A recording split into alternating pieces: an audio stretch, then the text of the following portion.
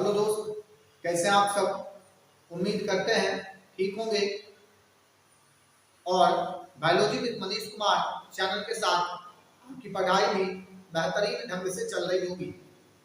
दोस्त, हम सभी ये जानते हैं ये चैनल आपके बोर्ड एग्जाम से पहले आपके संपूर्ण सिलेबस का सारा वीडियो लेक्चर अपलोड करेगा।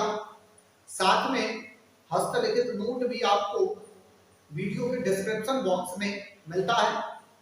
इसके साथ ही दोस्त, आपके लिए आगे के अदर कॉम्पिटिटिव एग्जामिनेशन के लिए जो भी बच्चे या जो भी स्टूडेंट आपके मित्र या जो भी संबंधी तैयारी कर रहे हैं अलग अलग तरह के कॉम्पिटिटिव एग्जाम का, और अगर वो चाह रहे हैं कि किसी भी तरह से इंग्लिश माध्यम का यानी कि अंग्रेजी माध्यम का वीडियो वो उसके लिए बेहतर वीडियो प्रोवाइड कराया जाए, तो क्लासरूम में जिस तरह से आपके साथ सारे बातों को डील किया जाता है, बस इसी तरह से कुछ वीडियो लेक्चर का सीरीज आपके लिए अपलोड किया गया है। आप अपने मित्र या आपके संबंधी जो भी अलग अलग तरह के कॉम्पिटिटिव एग्जाम के लिए तैयारी कर रहे हैं, उसके लिए सबसे महत्वपूर्ण टॉपिक जेनेटिक्स एंड इवोल्यूशन का पहला chapter principle of inheritance and variation का इंग्लिश मीडियम का लेक्चर अपलोड कर दिया गया है। आप लोगों से विनती है कि आप सभी उस वीडियो लेक्चर को अपने संबंधी या फिर दोस्त के साथ शेयर जरूर करें, ताकि बेहतर चीजों का अनुभव सभी लोग ले सकें। ये हिंदी माध्यम का सीरीज है और यहाँ हम लोग जैव विविधता और संरक्षण का 2 लेक्चर के बारे में इससे पीछे के लेक्चर में डिस्कस कर चुके हैं। आज हम लोग बायोडायवर्सिटी एंड कंजर्वेशन यानी कि जैव विविधता और संरक्षण के तीसरे लेक्चर पर बात करने जा रहे हैं। इस लेक्चर में इससे पहले हम लोगों ने अलग अलग तरह के लेवल पर बायोडायवर्सिटी का चर्चा किया। बायोडायवर्सिटी के खत्म होने का कारण क्या है इसका चर्चा किया। बायोडायवर्सिटी को बचाया कैसे जाए इसका भी चर्चा हम लोगों ने कर चुका है। आज हम लोग एक नया टॉपिक शुरू करने जा रहे हैं। पिछले क्लास में हम लोगों का लेक्चर एंड हुआ था बायोडायवर्सिटी का लॉस किस कारण से हो रहा है, यानी कि लॉस ऑफ बायोडायवर्सिटी। बायोडायवर्सिटी के लॉस का क्या सब कारण है इसका चर्चा हम लोग पीछे के लेक्चर में कर चुके हैं। आज हम लोग रेड डाटा लिस्ट के अनुसार जीवों को कितने भागों में विभाजित किया गया है इस चीज का चर्चा करने जा रहे हैं। रेड डाटा लिस्ट के अनुसार इस पृथ्वी पर उपस्थित कितने तरह का जीव है जो अलग अलग कारण से या तो एक्सटिंक्ट होने वाला है या एक्सटिंक्ट हो चुका है। इन सभी बातों का चर्चा आज के इस वीडियो लेक्चर में हम लोग करेंगे। तो चलिए बिना देरी किए आज का लेक्चर शुरू किया जाए और करते हैं हम लोग रेड डाटा लिस्ट के अनुसार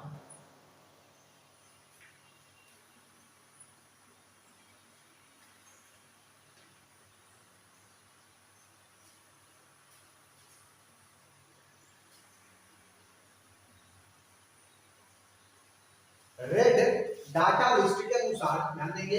रेड डाटा लिस्ट के अनुसार जातियों की संख्या, रेड डाटा लिस्ट के अनुसार जातियों की प्रकार। तो ध्यान देंगे जरा कि जाति कितने प्रकार का है जो रेड डाटा लिस्ट के अनुसार जारी किया गया है। तो इसमें सबसे पहला प्रकार आपका आता है एक्सटिंक्ट। सबसे पहला जो स्पीसीज है वो क्या है, एक्सटिंक्ट स्पीसीज। देखेंगे जरा एक्सटिंक्ट स्पीसीज क्या है। तो सबसे पहला नंबर 1 में आता है आपका एक्सटिंक्ट। इसका हिंदी हो जाता है विलुप्त जाति, एक्सटिंक्ट स्पीसीज। ध्यान देंगे दोस्त क्या है, ऐसा प्रजाति या ऐसा जाति या ऐसा स्पीसीज जो इस पृथ्वी पर पहले कभी था और आज किसी कारणवश हम लोगों का एक्टिविटी हो या फिर नेचर में होने वाला एक्सटिंक्शन हो या फिर एंथ्रोपोजेनिक एक्सटिंक्शन हो, कुछ किसी भी कारण से वो आज इस पृथ्वी पर नहीं है, यानी कि अब वो खत्म हो चुका है। पहले कभी था लेकिन अब आज बिल्कुल भी नहीं है, उसकी संख्या नगण्य है, 0 है। इस तरह के जीवों को, जातियों के समूह को हम लोग एक्सटिंक्ट या विलुप्त जाति नाम देते हैं। चलिए नंबर 2, एक्सटेंट के बाद नंबर 2 में आता है एक्सटेंट इन वाइड। दूसरा नंबर है आपका एक्सटेंट इन वाइड। एक्सटेंट इन वाइड कहने का मतलब क्या, कि जंगल में ये खत्म है, एक्सटेंट इन वाइड। दूसरा नंबर जो है ये क्या आपका एक्सटेंट इन वाइड कहने का मतलब है कि जंगल में ये जाति खत्म है, यानी कि ये स्पीसीज और कहीं है, यानी कि हम लोग उसको वहां से निकाल करके किसी दूसरे जगह कंजर्व किए हुए हैं, ठीक है। लेकिन जंगल में जो इसका नेचुरल हैबिटेट है, नेचर में ये क्या हो चुका है, अब खत्म हो चुका है। तो इस तरह के स्पीसीज को हम लोग नाम देते हैं एक्सटेंट इन वाइल्ड। इस तरह के स्पीसीज को हम लोग नाम क्या देते हैं, एक्सटेंट इन वाइल्ड। यहाँ हम लोग अगर एक एक लाइन में लिखे तो पृथ्वी पर से खत्म, पृथ्वी पर से खत्म स्पीसीज को हम लोग क्या कह देते हैं, एक्सटेंट। पृथ्वी पर से खत्म स्पीसीज को हम लोग क्या कहेंगे, एक्सटेंट कहेंगे।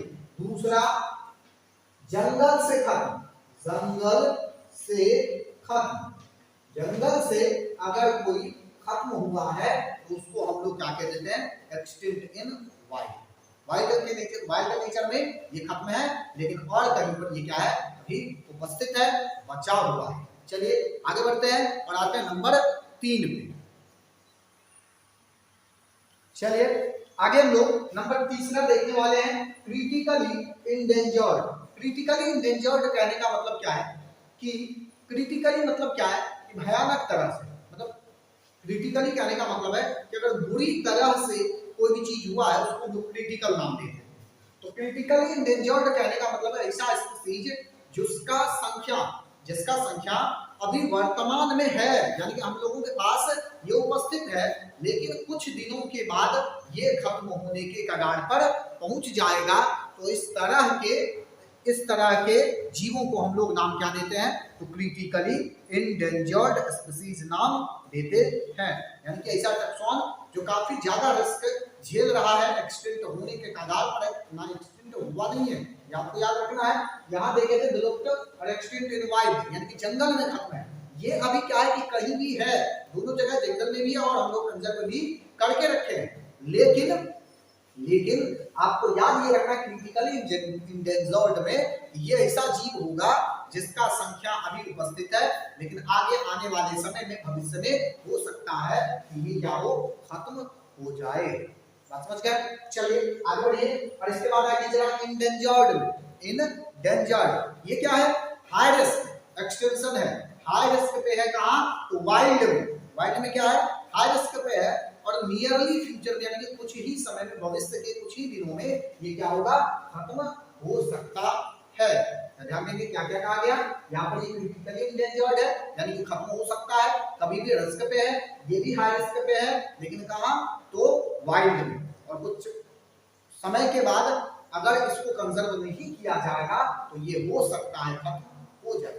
Vulnerable, number of this species यानी कि इस तरह के जातियों की संख्या सामान्य है, इस तरह के जातियों की संख्या सामान्य है, वो कभी मतलब कभी खत्म नहीं होगा। कहने का मतलब कि अगर इसका लगातार शिकार किया जाए, लगातार इसको मारा जाए, खत्म किया जाए, या अलग अलग तरह से लोग यूज करते रहे, तो आगे के भविष्य में ये हमारे लिए समस्या बन सकती है, इसकी संख्या कम हो सकती है, या फिर ये खत्म होने के कगार पर पहुंच सकती है। तो ये कहानी है इसका वल्नरेबल का। लोअर रिस्क, इसका संख्या काफी ज्यादा संख्या में लोअर रिस्क ऑर्गेनिज्म उपस्थित है, लेकिन भविष्य में हो सकता है कुछ समय के बाद, कुछ 100 सालों के बाद हो सकता है इसकी संख्या, अगर प्रीडेशन वगैरह नहीं रोका जाए तो ये भी खत्म होगा। टोटल बात आप ये समझिए, यहाँ पर कहानी ये है कि केवल जो एक्सटिंक्ट हो चुका है, यानी कि विलुप्त हो चुका है, वो विलुप्त है, बाकी सब रिस्क पे है। एक्सटिंक्ट मतलब पृथ्वी पर से ही खत्म हो गया, जंगल से जो खत्म हुआ उसको लोग एक्सटिंक्ट इन वाइल्ड कहेंगे। क्रिटिकली इंडेंजर्ड कहने का मतलब फिलहाल उपस्थित है, लेकिन अब रिस्क में है कि कुछ समय के बाद ये खत्म हो सकता है। इंडेंजर्ड यानी कि ये हायर रिस्क पे है, ये भी रिस्क पे है, लेकिन इसमें क्या होगा, इसके तुलना में ये थोड़ा कम रिस्क पे होगा। वल्नरेबल, ये क्या, इसका संख्या अभी सफिशिएंट है, लेकिन इन फ्यूचर ये क्या हो सकता है, धीरे धीरे शिकार वगैरह करने के कारण खत्म हो सकता है। और लोअर रिस्क होगा ऐसा ऑर्गेनिज्म जिसको अभी किसी तरह का कोई रिस्क नहीं है, संख्या भरपूर है, उपयोग करिए लेकिन बचा करके, क्योंकि अगर कुछ समय के बाद इसको नहीं बचाया जाए तो हो सकता है कि इसकी संख्या खत्म हो जाए। बात समझे? चलिए आगे बढ़िए जरा। ये तो हो गया रेड डाटा लिस्ट के अनुसार जातियों की प्रकार या जातियों का प्रकार।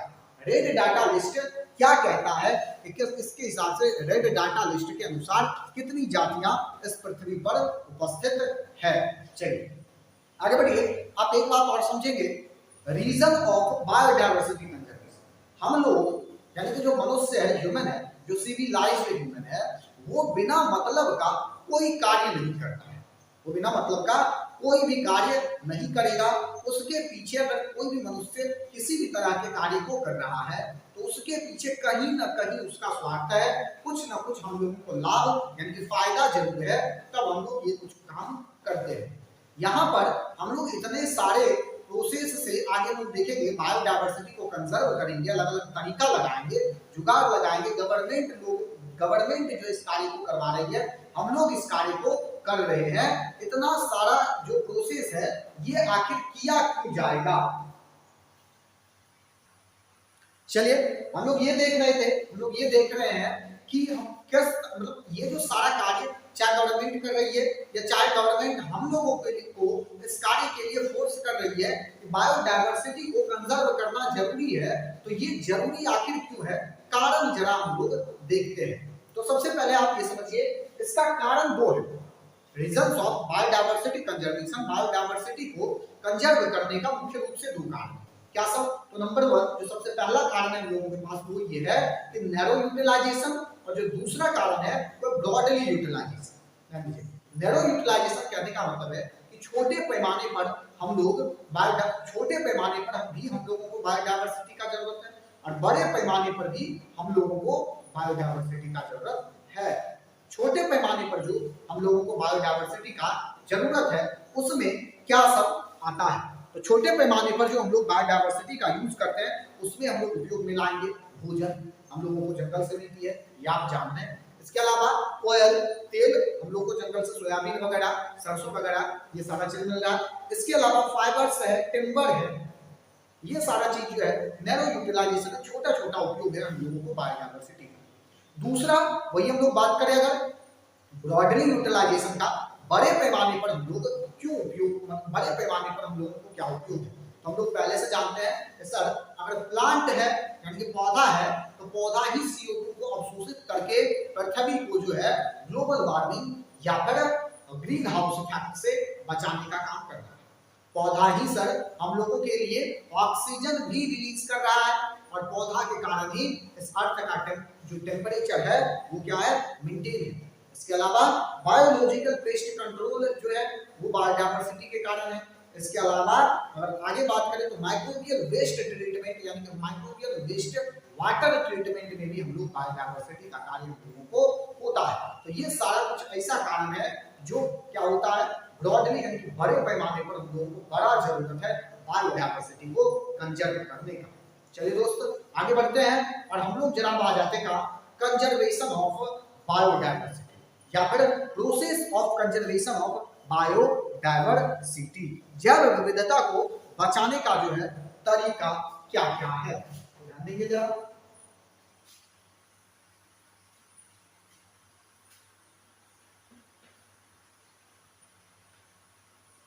Conservation of biodiversity, conservation of biodiversity.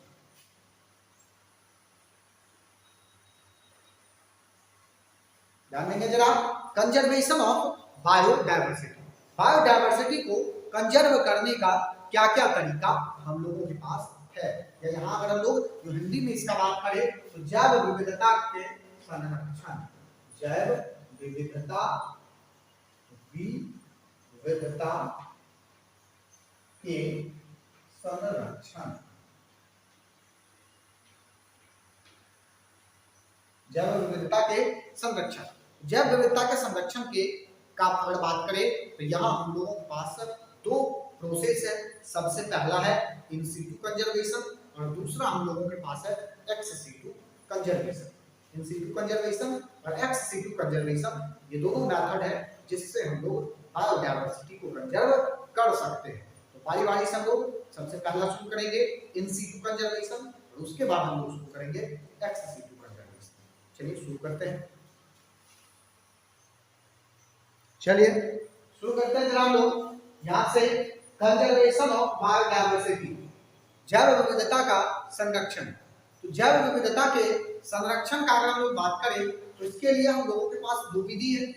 पहला विधि सबसे पहला जो है वो स्वस्थानीय संरक्षण है और दूसरा जो विधि है वो बाह्य स्थानीय संरक्षण है। स्वस्थानीय संरक्षण यानी कि इन सीटू कंजर्वेशन और बाह्य स्थानीय संरक्षण कहने का मतलब है क्या ex situ conservation. Ex situ conservation ये देखिए जरा बाह्य स्थान। स्वस्थानीय संरक्षण में क्या क्या सब चीज आएगा इसको जरा देखते हैं।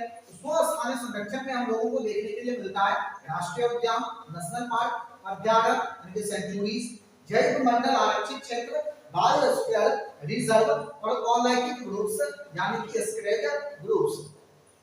जबकि दूसरी ओर जब हम लोग बाह्य स्थानीय संरक्षण का बात करें तो बाह्य स्थानीय संरक्षण में हम लोगों को देखने के लिए मिलता है क्या सब, तो प्राणी उत्पन्न, जूलॉजिकल पार्क, जीन बैंक और इसके अलावा बीज बैंक। तो ये सारा मेथड है बायोडायवर्सिटी के कंजर्वेशन का जिसको हम लोग बारी बारी से सबको देखते हैं। सबसे पहले स्वस्थानीय संरक्षण देखेंगे, इसके बाद हम लोग बाह्य स्थानीय संरक्षण का चर्चा करेंगे। तो चलिए शुरू करते हैं आज का यहाँ के बाद का प्रोसेस जो सबसे महत्वपूर्ण है।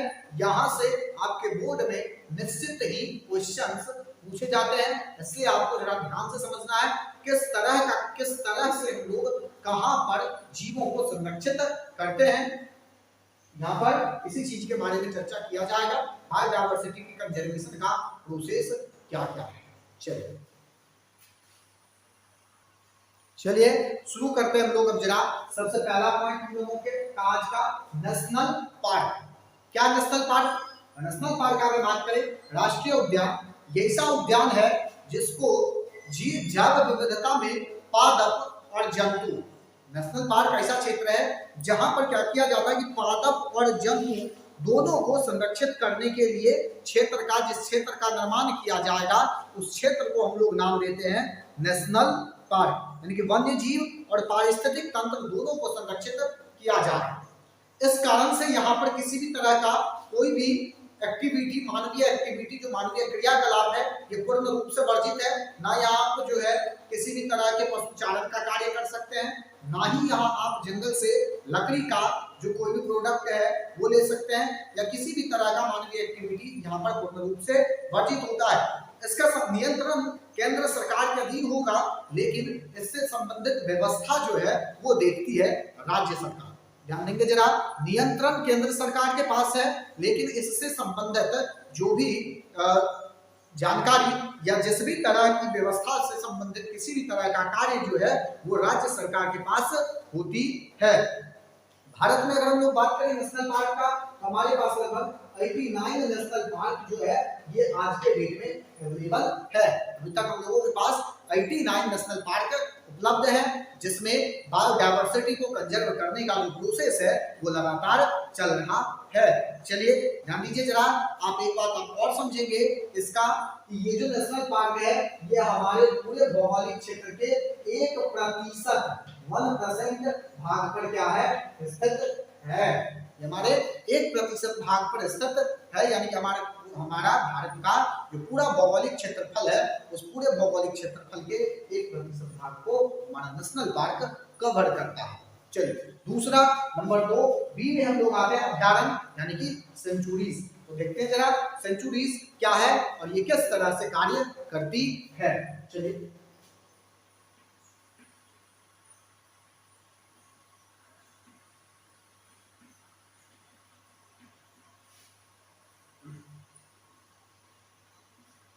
सेंचुरीज या अभ्यारण्य, सेंचुरीज या अभ्यारण्य यहाँ लिखा हुआ है सब कुछ, आपको कुछ भी नहीं करना है, यहाँ पर स्क्रीनशॉट ले लेंगे। अभ्यारण्य यानी कि सेंचुरीज देखिए जरा, और साथ के साथ आप कोशिश करेंगे लिखते भी चले, नोट भी आपका तैयार होते जाए। चलिए, ऐसे आपको नोट लिखा हुआ मिलता है, इसलिए हम ज्यादा चीजों को यहाँ लिखने का कोशिश नहीं करते हैं। कोशिश किया जाता है कि कम से कम समय में ज्यादा से ज्यादा बातों को आप तक पहुंचाई जाए।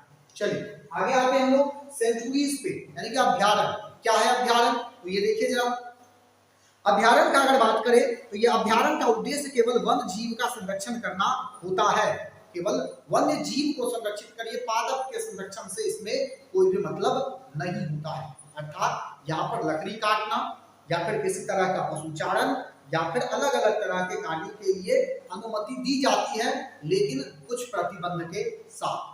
वैसा नहीं कि जंगल से लकड़ी निकालने के कारण, लकड़ी निकालने के चक्कर में या लकड़ी लेने के चक्कर में हम लोग पूरे जंगल को खत्म कर दे, ऐसा आप नहीं कर सकते।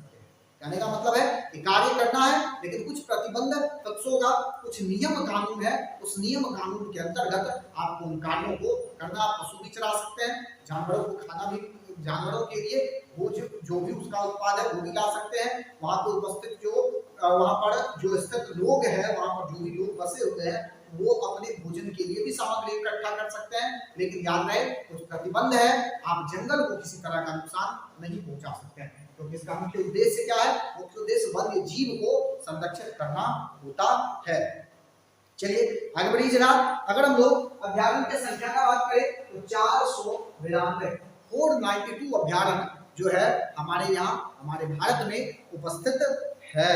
चलिए इसके बाद अगर हम लोग पूरे क्षेत्रफल का, भौगोलिक क्षेत्रफल का बात करें तो ये लगभग 3.7% भाग को कवर किया हुआ है। ये दोनों आपको याद रखना चाहिए। क्या सब आ गया?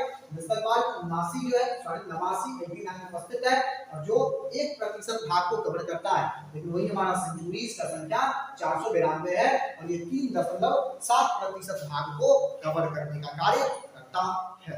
चलिए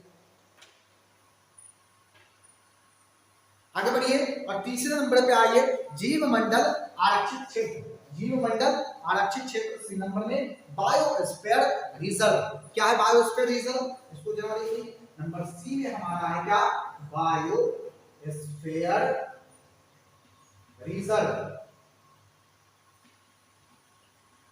बायोस्फीयर रिजर्व, बायोस्फीयर रिजर्व यानी कि जीव मंडल आरक्षित क्षेत्र क्या है? तो जीव मंडल आरक्षित क्षेत्र का अगर हम लोग बात करें तो सबसे पहला 1971 ईस्वी में यूनेस्को के द्वारा ये क्या किया गया था? सबसे पहले इस तरह के बातों का जिक्र किया गया था सन 1971 ईस्वी में, ये भी आपको याद रखना है। चलिए इसके अंतर्गत मानव कल्याण हेतु जीव मंडल के संरक्षण के लिए इस बातों को चर्चा में ला गया था। देखते हैं जरा यहाँ किस तरह का कार्य किया जाता है। इस प्रकार के क्षेत्र में हर तरह के, इस क्षेत्रों को आश्रय के लिए, दूसरे जीवों को बचाने के लिए, बायोडायवर्सिटी को कंजर्व करने के लिए कुछ नियम कानून के अंतर्गत कुछ क्षेत्र को रखा जाएगा, और उन क्षेत्रों को विभाजित कर दिया जाता है कि कहां पर लोगों का एक्टिविटी होना है, कहां लोगों का एक्टिविटी नहीं होना है।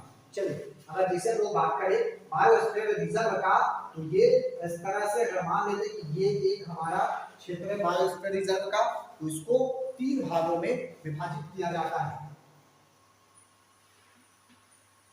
नंबर 1, नंबर 2 और नंबर 3, 3 क्षेत्र में क्या किया जाता है? विभाजित कर दिया जाता है। सबसे पहला जो है उसको हम लोग क्या देते हैं? Manipulation zone. मैनिपुलेशन जोन, इस जोन में ये जो सबसे पहला, सबसे बाहर का जो है इसको हम लोग मैनिपुलेशन जोन कहेंगे। यहाँ जो है इसको हम लोग सेंट्रल जोन कहेंगे, और यहाँ सबसे जो नीचे है इसको हम लोग बफर जोन कहते हैं। बफर जोन, सेंट्रल जोन और मैनिपुलेशन जोन। मैनिपुलेशन जोन में यानी कि जो परिधीय भाग है बाहर की तरफ, यहाँ अलग अलग तरह का मानवीय क्रियाकलाप चलता है। वहाँ का जो लोकल लोग है उसके लिए अलग अलग तरह की चीजों के लिए उसको अनुमति वहां पर दी जाती है। इसके बाद जबकि हम लोग दूसरा अगर बात करें तो यहाँ पर कुछ कार्यों को अनुमति दी जाती है, जैसे शैक्षणिक कार्यों के लिए साइंटिस्ट को अलग अलग तरह की चीजों को खोजने की अनुमति दी जाती है, या फिर और भी कुछ ऐसे कार्य हैं जो जिसके लिए यहाँ पर अनुमति दी जाती है, लेकिन मानवीय क्रियाकलाप कुछ वहां पर फिर नहीं हो सकता है। जबकि हम लोग सेंट्रल जोन में आएंगे, सॉरी बफर जोन में आएंगे, सबसे नीचे आएंगे, तो ये क्षेत्र पूर्णतया वर्जित होगा। इस क्षेत्र को पारिस्थितिक, इस क्षेत्र में किसी भी तरह का कोई एक्टिविटी नहीं होगा, ताकि पारिस्थितिक तंत्र वहां का किसी भी तरह से डिस्टर्ब नहीं होना चाहिए। ये कहानी है बायोस्फीयर रिजर्व का। चलिए इसके बाद आ जाता है आपका कोलॉकिक ग्रुप्स, जिसको हम लोग स्क्लेट ग्रुप्स के भी नाम से जानते हैं। स्क्लेट ग्रुप्स क्या है इसको जरा देखिए।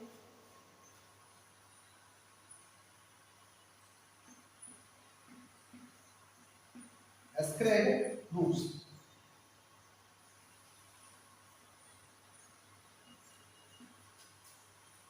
स्क्लेट ग्रुप्स का अगर बात करें इसको हिंदी में हम लोग कोलॉकिक ग्रुप्स या स्क्लेट लैब भी कहा जाता है इसको। स्क्लेट ग्रुप्स का ये या स्क्लेट लैब्स का ये दोनों कहानी वही है।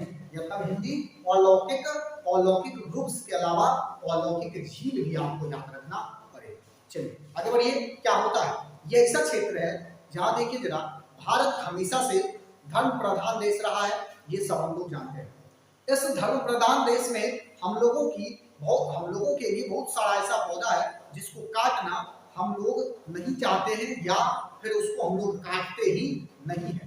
कुछ दैवीय शक्ति या फिर कुछ इस तरह के बातों को मान करके हम लोग बहुत सारा ऐसा क्षेत्र है, बहुत सारा ऐसा पौधा है जिसको हम लोग कंजर्व करके रखते हैं। जैसे एग्जाम्पल में अगर आप बरगद के पेड़ का बात करें, पीपल के पेड़ का बात करें, सनी के पेड़ का बात करें, या फिर नीम के पेड़ का बात करें, इन सारे पेड़ों का दैविक मान्यता है भारतीय सभ्यता में, जिसके कारण हम लोग इस पेड़ को कभी नहीं काटते हैं। इसी तरह से कुछ क्षेत्र ऐसे हैं जैसे मेघालय, महाराष्ट्र, कर्नाटक, केरल, जहां पर क्या किया जाता है कि बड़े बड़े झील को या फिर बड़े क्षेत्र में फैले हुए जंगल को दैवीय शक्ति मान करके, यहाँ पर कुछ इस तरह का भगवान की उपस्थिति मान करके उन क्षेत्रों को बंद कर दिया जाता है। यानी कि वहां पर केवल पूजा पाठ किया जाएगा, किसी तरह का मानवीय जो एक्टिविटी है, क्रियाकलाप है, यानी कि किसी जैसे जंगल में पेड़ काटना, लकड़ी काटना, या फिर वहां पशु चराना, इन सारी क्रियाओं को वहां पर बैन कर दिया जाता है। इस तरह का क्षेत्र जो दैविक मान्यता वाला क्षेत्र होता है इसको हम लोग स्क्लेट ग्रुप्स कहेंगे। और यही क्षेत्र अगर झील वाला हो जाता है तो इसको हम लोग नाम दे देते हैं क्या, तो कोलॉकिक झील नाम देते हैं। ये सारा कहानी है किसका, बायोस्फीयर कंजर्वेशन ऑफ बायोडायवर्सिटी के विधि में स्वस्थानीय संरक्षण। अब यहाँ पर ये देखिए जरा, स्वस्थानीय संरक्षण है, इसी चीज को हम लोग भूल गए। स्वस्थानीय संरक्षण ऐसा संरक्षण है जो जीवों को उसके प्राकृतिक आवास में ही संरक्षित किया जाता है। यानी कि अगर एक बाघ किसी जंगल में है, उस बाघ को वहीं पर अगर संरक्षित कर दिया जाता है, उस जंगल को पूरा ब्लॉक कर दिया जाएगा कि किसी भी तरह का मानवीय क्रियाकलाप यहाँ नहीं होनी चाहिए और किसी तरह से इस बाघ को नुकसान नहीं पहुंचनी चाहिए। इस तरह का जो कार्य है इसको हम लोग स्वस्थानीय संरक्षण कहते हैं। क्योंकि बाह्यस्थानीय संरक्षण ऐसा संरक्षण है जहां क्या करते हैं हम लोग कि जीव को उसके प्राकृतिक आवास से निकाल लेते हैं, जीवों को उसके प्राकृतिक आवास से निकाल करके मानवीय एक्टिविटी, मानवीय क्रियाकलाप के द्वारा उसको अलग अलग जगहों पर, अलग अलग स्थानों पर संरक्षित किया जाएगा। तो इस तरह के संरक्षण को हम लोग नाम देते हैं बाह्यस्थानीय संरक्षण। चलिए अब आप जरा ये समझिए, ये जो बाह्यस्थानीय संरक्षण है इसमें क्या क्या है। तो जूलॉजिकल पार्क आता है, बोटेनिकल पार्क भी आता है, जीव बैंक है, बीज बैंक है।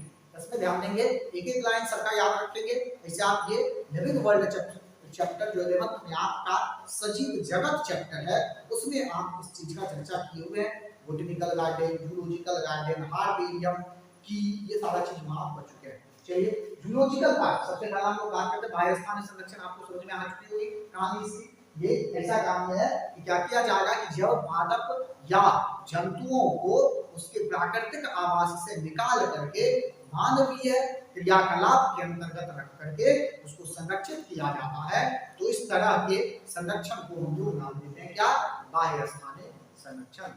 बाह्यस्थानीय संरक्षण में सबसे पहला आता है प्राणी उत्पन्न। प्राणी उत्पन्न जूलॉजिकल पार्क है क्या, जूलॉजिकल पार्क ऐसा जगह जहां पर अलग अलग तरह के जंतुओं, यानी कि रेड डाटा लिस्ट का जो भी जंतु आप देखें, extinct, wild, endangered, critically endangered या फिर वल्नरेबल या लो रिस्क, जिसको भी मन करे उसको वहां से क्या किया जाता है, निकाल करके उसके प्राकृतिक आवास से निकाल करके मानव के क्रियाकलाप के अंदर जो मानवीय सब मानव जो भी मानव के अंदर मानव के देख रेख के अंदर क्या किया जाएगा, उसको संरक्षित किया जाएगा।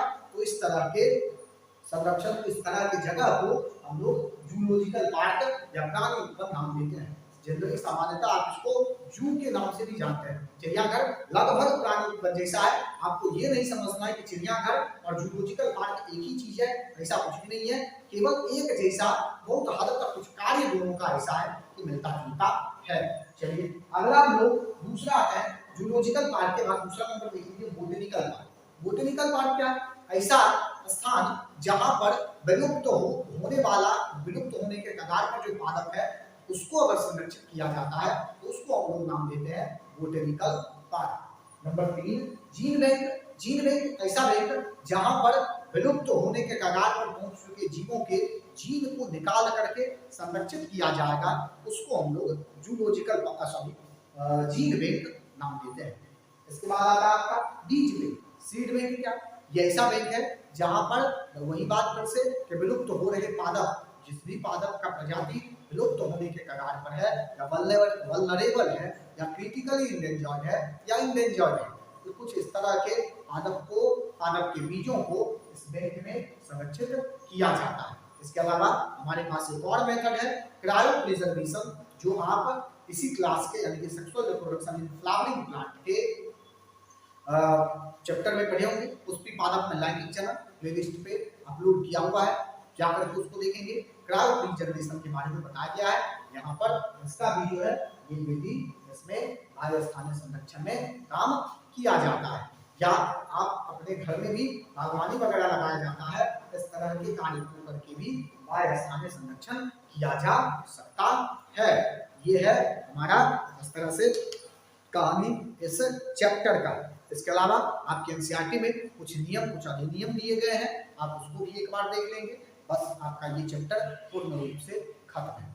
चलिए दोस्त, आज का कहानी यही खत्म करेंगे। चैनल को लाइक, शेयर और सब्सक्राइब जरूर करिए, लोगों के साथ शेयर भी करिए। आपके मित्र या आपके संबंधी जो भी इस क्लास में है या जो भी आपके साथ हैं, उन सबको आप करिए, ताकि उनके लिए भी एक बेहतर अपॉर्चुनिटी हो, ताकि वो बेहतर से बेहतर मार्क की प्राप्ति कर सके अपने बोर्ड में या फिर अपने आने वाले कॉम्पिटिटिव एग्जाम। इसके अलावा आप कुछ वीडियो के शुरुआत में ही कहा गया कि अलग अलग कॉम्पिटिटिव एग्जाम में के लिए तैयारी कर रहे बच्चों के लिए इंग्लिश मीडियम में अगर कोई बच्चा इस तरह के वीडियो को देखना चाहता है या वहां से पढ़ना चाहता है, उनके लिए भी चैनल्स पे सबसे महत्वपूर्ण चैप्टर आपके 12th का जेनेटिक्स एंड इवोल्यूशन का शुरुआत कर दिया गया है। उसको भी आप अपने दोस्त या संबंधी के साथ शेयर करेंगे। आज का कहानी यही खत्म करेंगे दोस्त। तब तक के लिए जय हिंद, जय भारत। मुस्कुराते रहिए, पढ़ते रहिए।